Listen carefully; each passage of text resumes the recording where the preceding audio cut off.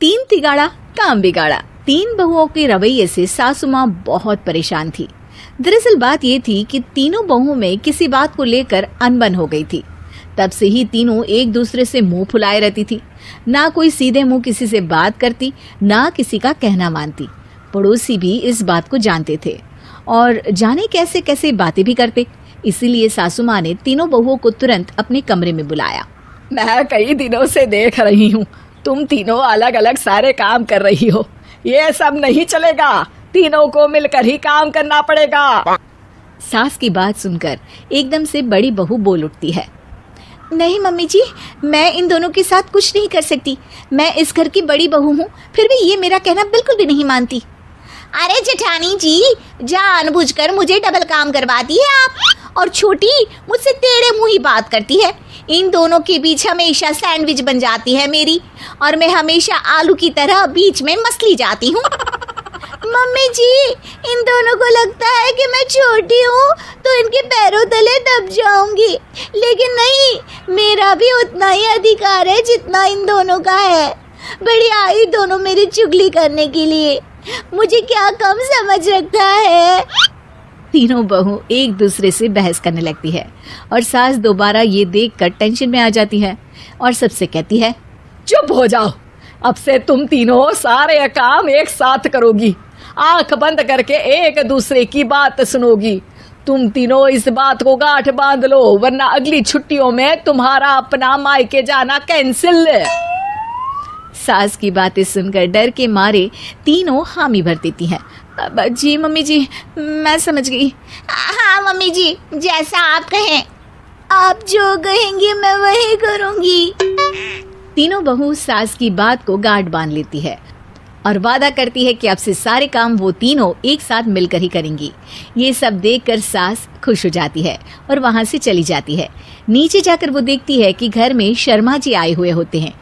सास जोर से आवाज लगाकर कहती है, अरे बहू, जरा चाय बनाकर तो लाना, शर्मा जी आए हैं। सास की बात सुनकर तीनों बहू तुरंत किचन की ओर भागती है और चाय बनाना शुरू कर देती है। मुझे तो एकदम मसाले वाली कड़क चाय पसंद है, तो हम शर्मा जी के लिए मसाले वाली चाय ही बनाएंगे। अरे नहीं दीदी, गर्मी के मौसम में मसाला चाय कौन पीता है। मैं तो शर्मा जी के लिए इलायची वाली चाय ही बनाऊंगी। ये कैसी बात कर रही हैं आप दोनों?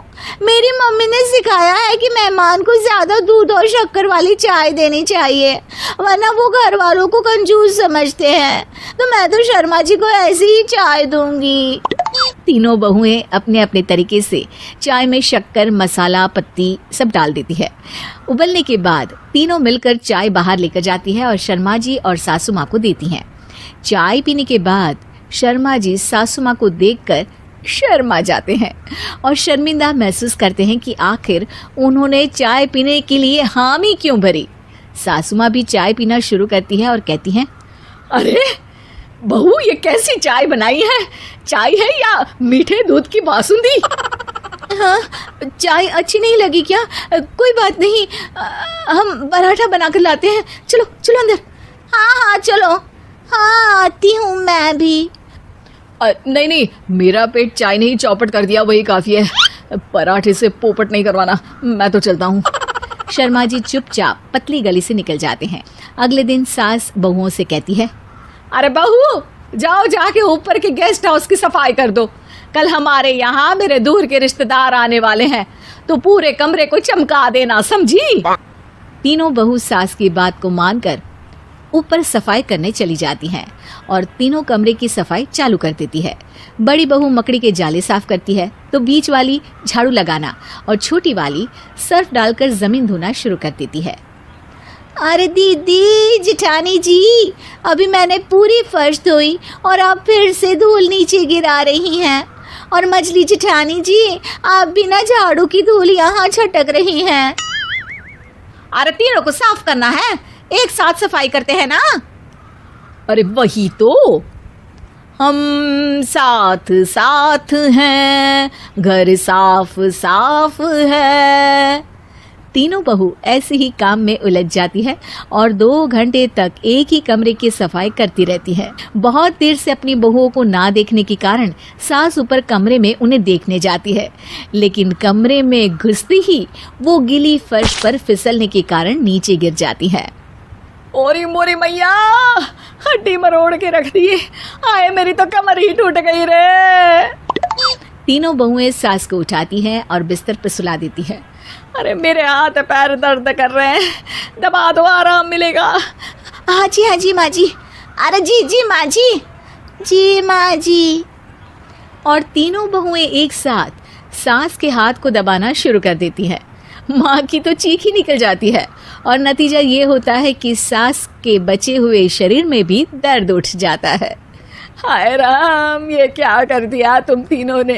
अरे मेरी तो किस्मत ही फूटी है कि तुम जैसी बहुएं मुझे मिली। हे भगवान, पूरे शरीर में दर्द बढ़ गया है। अब तो पता नहीं कि चल भी पाऊंगी या नहीं। माफ करो, मुझे गलती हो गई मुझसे कि तुम तीनों को एक साथ काम करने के लिए बोला। सोचा था तीनों मिलके अच्छे से काम करेगी, लेकिन बड़े बुजुर्ग सही कहते थे कि 3 तिगाड़ा काम बिगाड़ा। तुम लोगों ने ये बात ना आज साबित करके दिखा दी। तुम तीनों को तो समझाना यानी मानो भैंस के आगे भी न बजाना है। तुम्हें अकेले अकेले काम करना है ना, तो अब से तुम अकेले ही अपना अपना काम करो। तीनों बहुएं वहां से जाने लगती है। अरे कहाँ जा रही हो? आप ही ने तो कहा कि अपना अपना काम करो, तो मुझे मुल्तानी मिट्टी लगानी है। अरे मुझे भी तो नेल पॉलिश लगानी है। मुझे ना मेहंदी लगानी है। सास अपना सर पीट लेती है और कहती है, अरे मुझे भी लगाना है कुछ। क्या माँ जी? क्या माँ जी? क्या माँ जी? तुम्हारे घर वालों को फोन तुम्हारी हरकतें बताने के लिए।